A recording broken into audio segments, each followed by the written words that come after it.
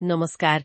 आज हामी नेपालको प्रमुख कम्युनिस्ट पार्टी एमाले भित्र चलिरहेको एउटा भित्रभित्रैको राजनीतिक तरंगबारे कुरा गर्दैछौ। हो, एउटा विश्लेषण हात परेको छ। मौन च्यासलमा चलिरहेको चक्रवात भन्ने नामै काफी छ, हैन? साँच्चै सुन्दा त शान्त देखिने च्यासल, तर भित्र चाहिँ आधी चलिरहेको जस्तो। के हो खास कुरा? खास कुरा के भने नि, पूर्व राष्ट्रपति विद्या भण्डारी सक्रिय राजनीतिमा फर्कने संकेतले अहिलेका अध्यक्ष केपी शर्मा ओलीको नेतृत्वमाथि सिधै प्रश्न उठेको छ। विद्या भण्डारीको कमब्याकको कुरा, यो त निकै ठूलो मोड हो नि। हो नि, बजारमा अहिले यही कुराले निकै चर्चा पाएको छ। यो तरंगको खास सुरुवात चाहिँ कहाँबाट भयो होला?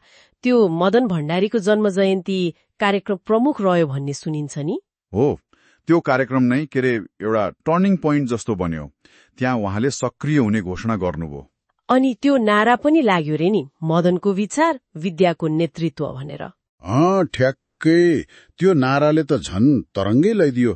त्यसले के देखायो भने ओलीजी प्रति असन्तुष्टि छ र विकल्प खोजिँदैछ भन्ने खुलस्तै देखियो। हो र कार्यक्रम त फाउन्डेशनको भनिएको थियो नि। भन्न त फाउन्डेशनको कार्यक्रम भनियो, तर नेता कार्यकर्ताको जुन उपस्थिति थियो अनि जसरी विद्या भण्डारीलाई केन्द्रमा राखियो, त्यो हेर्दा पार्टीकै कार्यक्रम जस्तो देखिन्थ्यो। लुकिएको थिएन के? भनेपछि असन्तुष्टि अब बाहिरै देखिन थाल्यो। महासचिव शंकर पोखरेलको त्यो टिप्पणी, हुरी रोक्न तारजालीवाला। हो, त्यो पनि आयो। अझ वरिष्ठ उपाध्यक्ष ईश्वर पोखरेलले त सिधै आन्तरिक लोकतन्त्र समाप्त भयो, निषेधको राजनीति भयो भन्दै ओलीजीमाथि नै आरोप लगाउनुभयो। बाबा, ईश्वर पोखरेलले नै? उहाँ त ओलीजीकै एकदम नजिकको मान्छे मानिन्थ्यो नि त कुनै बेला। हो नि, उहाँबाटै यस्तो कडा कुरा आउनु अनि फेरि विद्या भण्डारीको नेतृत्व चाहियो भन्नुले यसले के देखाउँछ भने ओलीजीको आफ्नै समूहभित्र पनि पकड अलिक खुक्लो हुँदै गएको छ। यो पहिले सोच्न गाह्रो थियो। अनि अध्यक्ष ओलीको प्रतिक्रिया नि के भन्नुभयो कि? आयो नि, उहाँले नाम त लिनु भएन, तर प्रष्टै संकेत थियो। नीति मात्रै भएर हुन्न, सक्षम नेतृत्व पनि चाहिन्छ भन्नुभयो। अनि अरू? अझ बाहिरबाट कोही आएर म योग्य छु भनिरहनु पर्दैन पनि भन्नुभयो। यो त सिधै विद्या भण्डारीलाई नै लक्षित थियो जस्तो लाग्छ। हतार नगर्नुस् भन्ने सन्देश दिन खोज्नु भएको जस्तो। तर यसले उहाँ अलि दबावमा हुनुहुन्छ भन्ने पनि देखायो, होइन र? एकदम रक्षात्मक अवस्थामा पुग्नु भएको प्रष्टै देखिन्छ। दबाव पक्कै महसुस गर्नुभएको छ। अब विद्या भण्डारीको कुरा गरौं न। राष्ट्रपति जस्तो पदबाट अवकाश लिएपछि फेरि पार्टी राजनीतिमा आउन खोज्दा कतिको सहज होला? नैतिक प्रश्न उठ्दैन र? प्रश्न त उठ्छ नै, नैतिक प्रश्न पनि राजनीतिक प्रश्न पनि। त्यो स्वाभाविक हो। तर राजनीतिमा सम्भावनाका ढोका सधैँ बन्द हुँदैनन्। उहाँसँग मदन भण्डारीको त्यो विरासत छँदैछ, पार्टी संगठन चलाएको अनुभव पनि छ। हो, त्यो त हो। अनि सबभन्दा महत्वपूर्ण कुरा, अहिले ओलीजीको कार्यशैलीबाट जो असन्तुष्ट छन् नि, त्यो ठूलो पंक्तिलाई उहाँले गोलबद्ध गर्न सक्नुहुन्छ कि भन्ने देखिन्छ। उमेरको हिसाबले पनि त उहाँ सक्रिय नै हुनुहुन्छ नि, होइन? 64 वर्ष हो, उमेरले पनि साथ दिन्छ। अझै सक्रिय राजनीतिमा राम्रै योगदान दिन सक्ने अवस्था छ। तर फेरि ओलीजीको पनि त लामो संघर्ष छ, योगदान छ नै पार्टीमा। अहिले यो अवस्था आउनुमा चाहिँ उहाँको कार्यशैली, त्यो निर्णय प्रक्रिया अनि गुटबन्दी नै कारण हो भन्छन् नि। निश्चय नै उहाँको योगदानलाई कसैले नकार्दैन होला, इतिहासले सम्झिन्छ।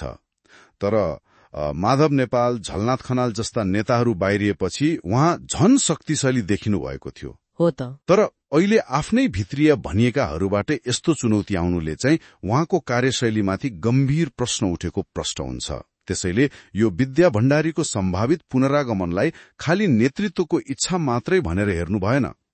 यो त एमाले भित्रको शक्ति सन्तुलन नै फेरबदल गर्न सक्ने एउटा राजनीतिक चक्रवात नै हुन सक्छ। एमाले अब भदौमा विधान अधिवेशन, मंसिरमा महाअधिवेशन गर्ने भनेको छ। तर यो नयाँ घटनाक्रमले त आगामी 5 महिना निकै तातो हुने देखियो है। एकदमै। यो अवधि एमालेका लागि निकै प्रतिस्पर्धा, घर्षण र नेतृत्व संघर्षको निर्णायक समय बन्छ होला। च्यासलमा उठेको यो हुरी सामान्य मात्रै नहोला जस्तो छ।